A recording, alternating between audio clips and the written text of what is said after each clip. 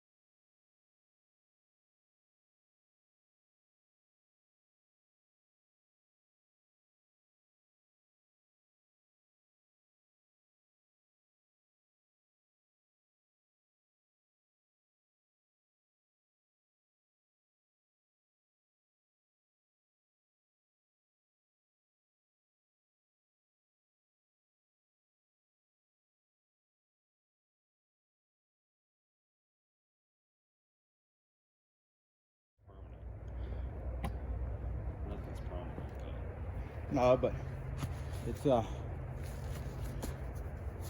definitely a good starting here. Yeah, you tell me if you want to get more material. I'm cool with getting more material. Remember, they close at 2, so we'll try to put 2 yards this time instead of 1.5 yards. Yeah, I mean, because we still need to cover all this up. Yeah, definitely doesn't go very far. Yeah, no, that's why. Remember, I took 9 yards of compost, and all I did was these beds. That's all I got out of it. So, up to you though.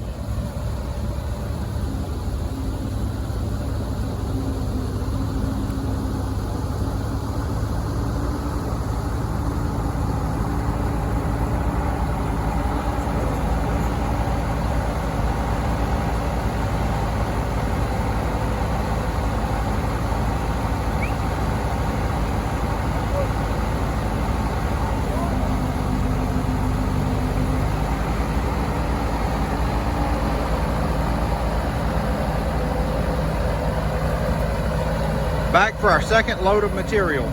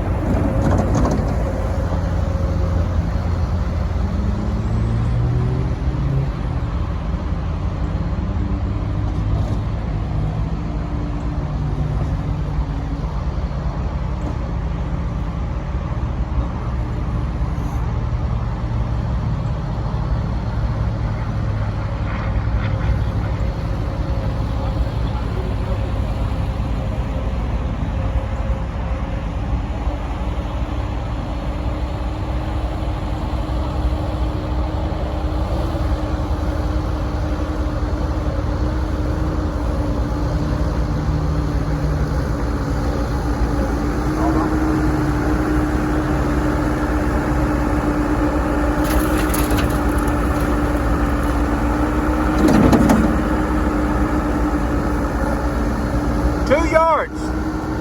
2 yards.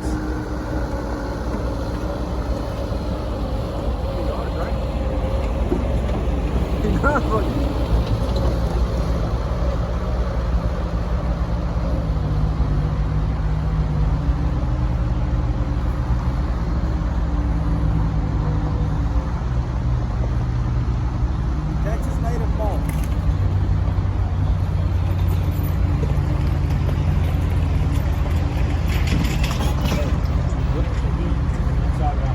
Oh, dude, it's cooking in there. Holy smokes.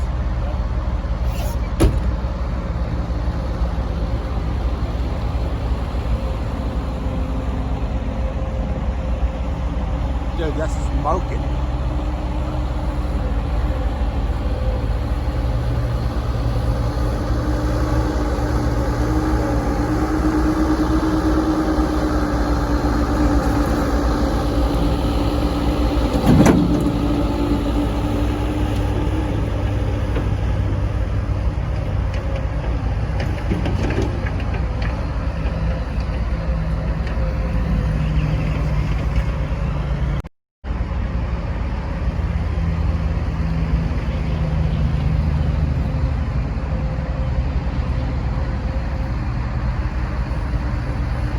Hey, John, this stuff is hot.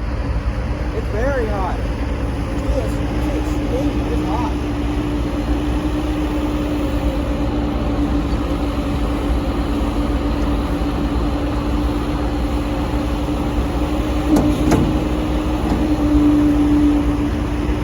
One more, right?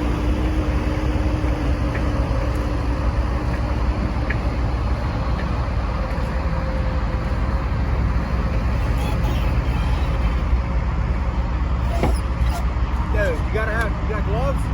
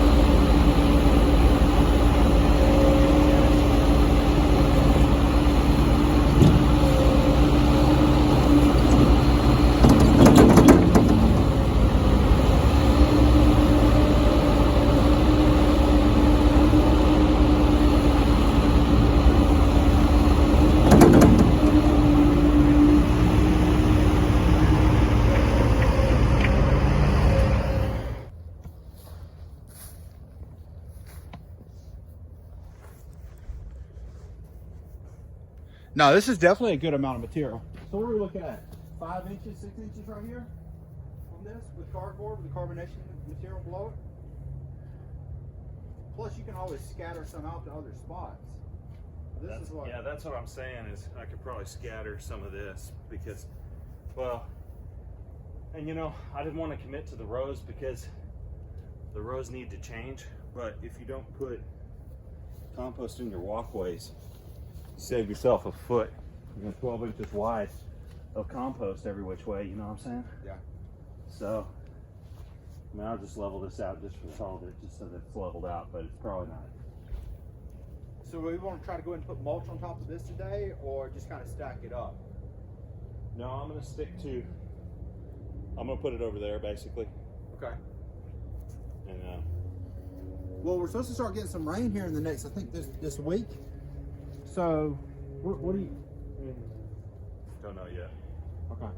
I mean, we can always. I'm off on Friday, so again, it's one of those things where if you're busy and I'm not, I can just start shuffling material. It's not that big. I'll tell you what I'd love to get done. I'm just going to need a crap load of cardboard to do it, but all the way down this strip, I'd like to cover it with cardboard. Come out on the inside strip? Down here, on the outside of the fence. I'd like to take this whole thing, bring this in the back, turn the corner, do a strip down here. So So just stripping it all the way along this landing strip, all the way down, just turning this into a bed. I like it. I think we can actually plant trees out here. Okay. The roots are going to get here, but then have to go kind of under the fence into the existing garden back here. Yeah, because fruit trees are around your perimeter, and then, you know, I mean, ideally, if you're going to do this straight up permaculture style, you would alternate fruit trees with some nitrogen fixing trees, like black locust. And then underneath those trees, berry bushes, stuff like that. Having the fence in the middle probably doesn't change all that much except for the shade aspects of it. But, you know, berry bushes on the inside of the fence. Because what I thought by popping my fruit trees outside the fence, I could really take advantage of this space for the garden. You know what I mean? Yeah, exactly. If you have trees coming in, shading out your garden and stuff like that, because I already have this fence that's a big shade obstruction. You know what I mean? So in the morning, it's blocking all that morning sun until it gets overhead. And at least I do have that sun beating in. But see, if I block it For most of the day, because our sun picks up there, sets that direction. So it might not actually make that much difference to have trees inside the fence over on this side. But this is just wasted area out here. Yeah. I mean, so Is there any covenants from the people at the HOA or the management companies on planting in this strip? I'm assuming that they might. I don't think so, because I mean, look at all the people that have turned this grass strip into and I'll probably put some strip edging in. Yeah, so bring the level up here a little bit so you don't get washed out onto the sidewalk. So you'll be picking up. So I'll do, you know, some of my strip edging. Just put a new blade on my edger and just fucking dig it in. Just go to town, and then I'll have that probably come up about yay high. I'll still taper down to it. I'll mound up in the middle, you know. But And actually get some production out of this landing strip. So we're what, 24 inches right here, maybe 28 on a good day. Yeah, and I don't even have to plant it yet. But if I do compost and then I mulch it, I'm done. Done deal. I got a flower bed. Yeah. You know. Exactly. And I have seen people, not only are they doing the gravel on the landing strips, but they're also planting on these landing strips right here outside of the sidewalk. They're actually doing they're planting like what's the name? Crepe myrtles. There's a neighbor around the way that's planting crepe myrtles on that strip. So and what good does crepe myrtles do other than ornamental? A little bit of a shade. You know, when they're in bloom, pollinators. So I mean, they're not worthless, but they're not producing food for you. So I'm just thinking. I think I'm at like $15. What was it? 15 or 18? 15, 16 a bag. How many bags? I've been dumping a bag of milling organite down like every month this summer just to keep my stuff green until I can get to 20. So you probably did 6 bags? Yeah, probably so. 6 at 15 is $90. Yeah. So $90 gets you into 2.5 yards of compost. Right, for top dressing. 2.5 yards of compost will make these beds here. Yeah. It won't take out the whole yard, but then in these beds, you could grow anything you want. It's enough, because I mean, that's all I did in there is 3-4 inches of compost and then wood mulch on top of that. And I had okra bushes 8 feet tall. I'm not growing okra out here, but you get the point. Yeah. I mean, it'll be something more ornamental. It'll be like fruit trees and stuff. And sure, people can come by and pick it and stuff, but yeah. Probably the fruit trees will go right here. Decomposed, and I don't know if that's naturally decomposing or if I've had carpenter ants in here. I don't really know. It feels kind of like rot. Well, this is the ridge cedar stuff. You consider pulling it up, and we could put in some of the Texas native. No, I'll just let it decompose because I'm not going to throw away organic material. But point being, I mean, you see this stuff, it had red dye in it. This is from 2 years ago. I haven't replaced it, but you know, that's got fungi in there, and you want fungus in your wood mulch, which feeds your soil, which turns into mycorrhizae, which interacts with the roots of your trees and your plants, and it's like a nutrient sponge. It increases your root surface area by a huge amount. So, I mean, that's what you want. But I mean, I'm looking at the quality of this mulch. It's pure wood, chippings. It comes from all sorts of junk. It comes from actual tree trimmings, but it comes from, like, they throw 2x4s and stuff in there. And then they put some sort of dye in there, which probably isn't all that great. So, I mean, but it doesn't break down like that Texas native that we have, especially when it's sitting on compost. It starts to break down and actually form good soil and feed the soil underneath. And I don't know, you know, this is pure clay under here. It doesn't seem that bad quality, but I'm getting into the roots of the tree already, right underneath this mulch layer. So I'm not going to mess with it too much. And this guy's actually pretty happy though, because he's dropping acorns. Yeah, and all he's got, all things considered. Yeah, I don't think this guy's even been watered, except for the couple times I had my irrigation on earlier in the year through the summer. So it's getting. He's got a lot of lichen activity here. He's getting the roots got down pretty good. He's getting a fair amount of water, at least from the clay, during the hot of the summer. Yeah, but this is just garbage from Home Depot. Well, good thing about it, Goldie, we don't have to worry about Home Depot anymore. Yeah. Yeah. So.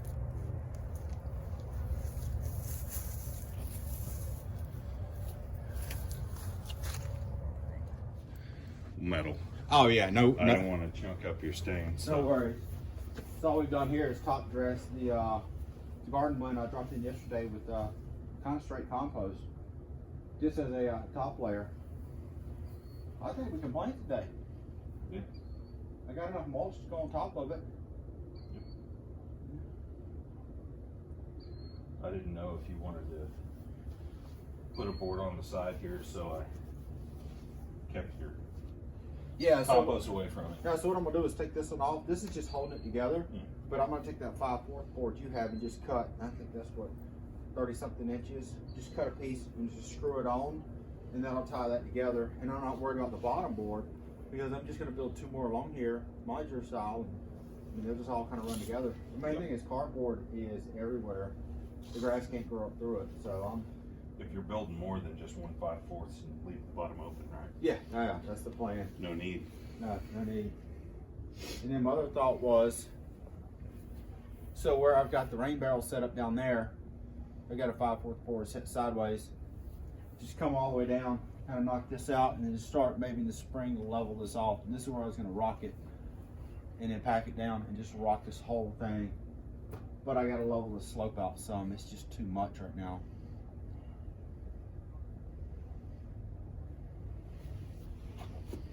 Yeah, you see what I'm working with. Just to give you an idea of the drop, there's 1 5/4 board level at the ground level in the front. There's 2 in the back. So there's a 5.5 inch difference. That's the drop at 28 inches. 28. Yeah, I think they're 28 inches.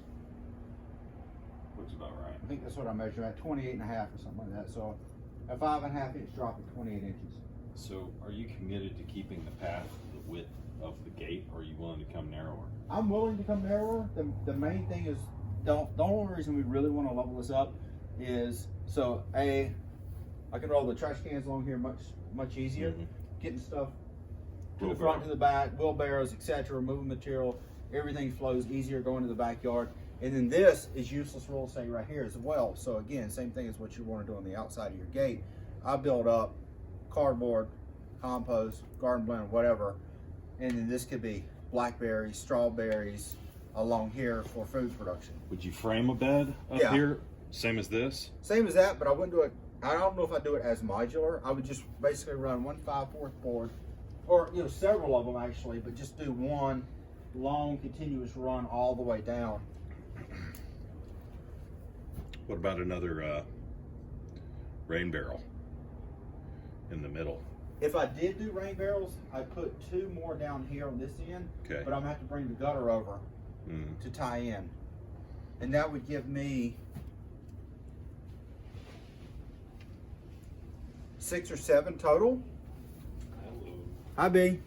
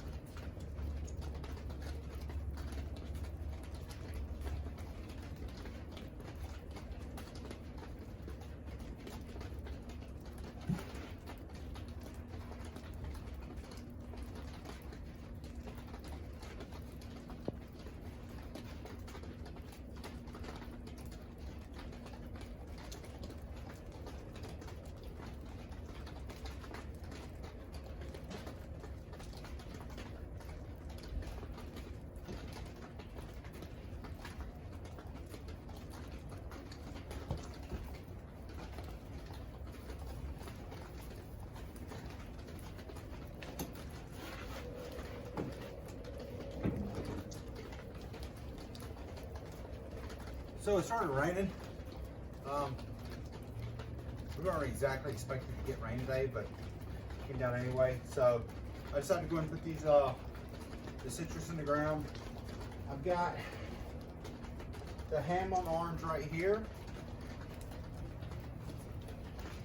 and then I've got the red navel orange right here. So I'm kind of at a standstill, you know, I'm planting anymore until I finish building the boxes. So I'll probably finish this video off on just dumping mulch. I've got to basically fill all this in with mulch. I'll water everything in. I'm basing kind of the plan right now. I'm doing off the Texas A&M Ag Extension on best care, best practice for citrus, when to plant, how to plant, when to fertilize, etc. So I'm kind of following their guidelines on this. I've got I'll finish mulching this, and then I've got another spot in the back. I've got a fan palm planted in the corner. I've got to add some mulch in there. So I'll do a little filming with this, a little filming with that, and probably wrap this one up. So hope you enjoy.